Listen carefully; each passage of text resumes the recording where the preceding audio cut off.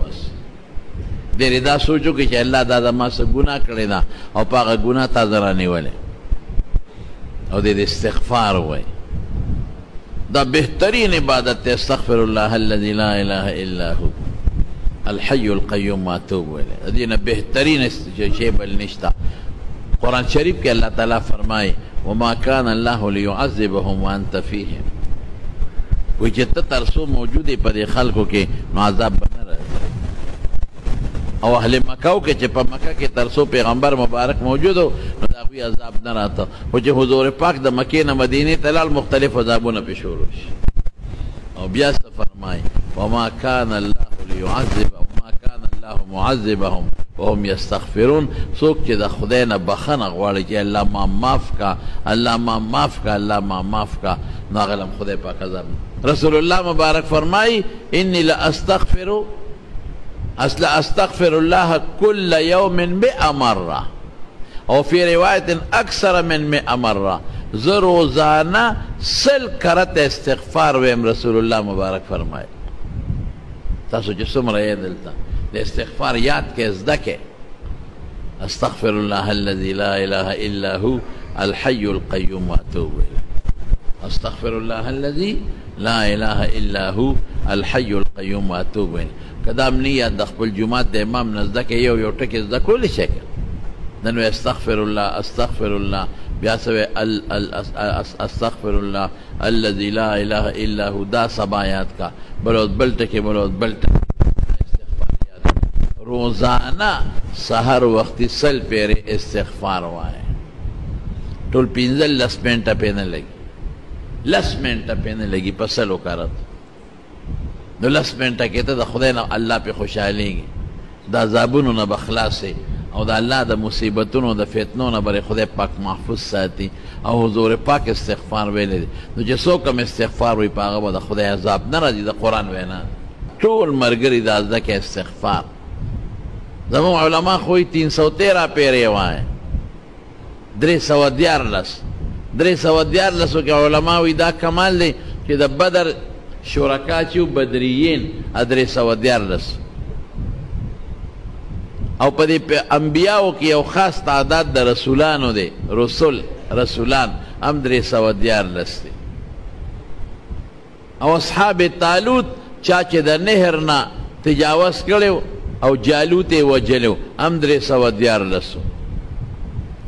او د مهدي سره د عیسی علیه السلام نه مخکې به مهدي راځي او مسلمانان به سره د مقام ابراهیم او د حجر اسود په میانس کې بیعت کوي. اب هم لومبي 314. نو دا 314 عدد لږ مبارک دی. نو زمونږ د قادریې مبارکې په اسباقو کې 313 کرتې 314.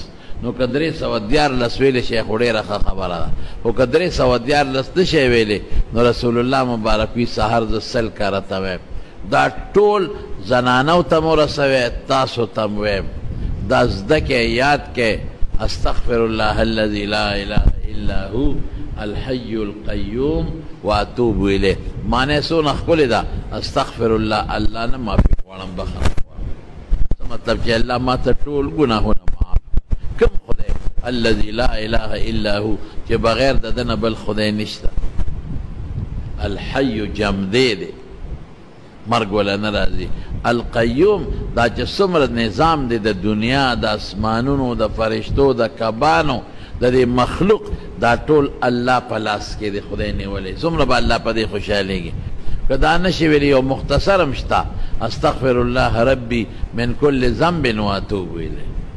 استغفر الله ربي زما رب دی الله او د هغه نه زه بخښنه غواړم.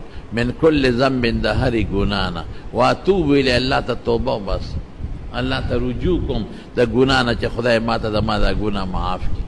که دا هم درته نه یاده دومره خو ویلې چې که نه چې استغفر الله استغفر الله استغفر الله دا خو درته دا وایې خامخا. ټول دوستان چې څومره یې یا زما واز څوک اورې یا زنانو ته وښایه چې هغې وایي دا استغفر الله دا وایې زیاتر وایه. داسې بیماری دي چې د اربونو د کربونو ډالرو خلک دي بیا د هغې بیماری علاج نه ورسره. او د مرګ د بیمارۍ علاج چا سره چې ډېره مالدار او مړ شي د مرګ د بیمارۍ علاج بیا شته نه باچه بل چا سره بغیر د الله نه نو چې الله سپېړه درکړي او د بار راوغورځوي او ته خدای سره کبر شروع کړې نو د خدای څه کولی شي نو د خدای په درشل په چوکاټ سر ولګوه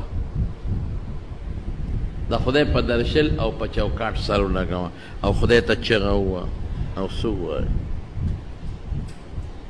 میں تیرے سامنے جھک رہا ہوں خدا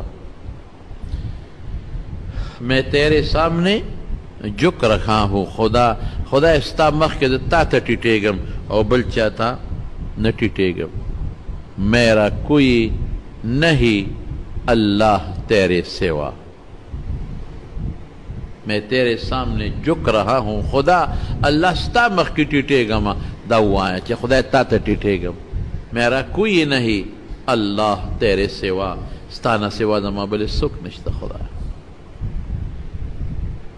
کبر مکه وراشه خدای جمعات تا او نفل وکړه كان رسول الله صلى الله عليه وسلم اذا حزبه امر فزع الى الصلاه چې کله به غمجن شو مستبو د هیبت سره بلا الا فورا راشه توبه وباسه په پردو لرګو پسې مګر د په دریابونو کې راشه الله ته دا غم پتا مراتلی شي ظلم مکوه زیاتې مکوه د پردو جنکو تصویرونه د خدای دپاره ماخله او پردی ښځې مه بې حیا کوه راشه او سر به سجود سه چې الله نن دې زما په دې خور عذاب راوست دا سبا په ما هم راوستی شي په بل شکل کې راوستی شي که نه د مقدمې په شکل کې راوستی شي د اسپتال په شکل کې راوستی شي د بیمارۍ په شکل کې راوستی شي د بچي د نیوو په شکل کې د ښځې د نیوو په شکل کې راوستی شي سبا دا بچي د نه خدای راونیسي بیا به څه کې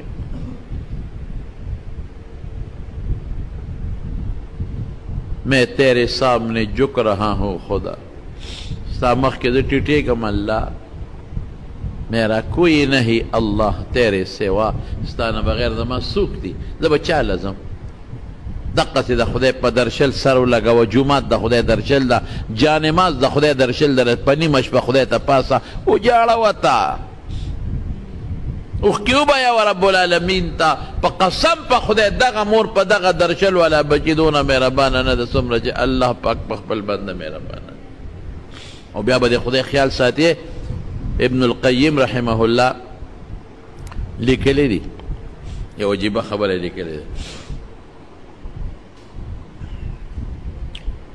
وی چې یو سړی په لاره باندې روانو یو ټوکړو والا لګیا دی او هغه څادر جوړی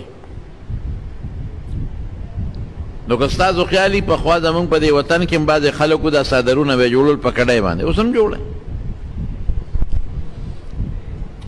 نو هغې کې تار وشلېږي تار نو چې تار وشلېږي نو هغې له بیا غوټه ورکوي تار له غوټه ورکوي